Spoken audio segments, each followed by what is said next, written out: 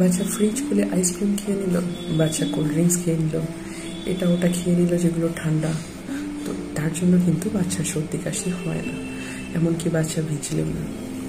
তো যেগুলো হয় সমস্যা সেগুলো বাচ্চার সর্দি কাশি কিন্তু একজন থেকে আরেকজনের মধ্যে ট্রান্সমিশন হয়, বিভিন্ন ভাইরাস এবং বিভিন্ন ব্যাকটেরিয়া যেগুলো আমাদের সর্দি কাশি করতে পারে।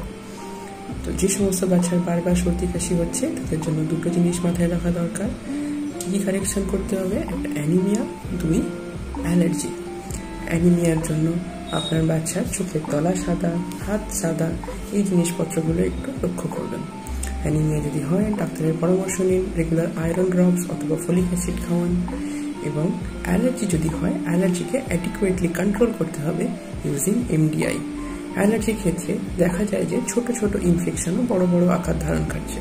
অ্যানিমিয়ার ক্ষেত্রে দেখা যায় যে বাচ্চার রোগ প্রতিরোধ ক্ষমতা ওভারঅল অনেকটা কমে আসছে। তো এই দুটো ব্যাপার কারেক্ট করলে কিন্তু বাচ্চার বারবার সর্দি কাশি, ঠান্ডা লাগা, এই ব্যাপারগুলোকে অনেকটা কমানো যাবে। ফ্রিজের ঠান্ডা জিনিস খেয়ে নিলে এই ধরনের সমস্যা সাধারণত হয় না।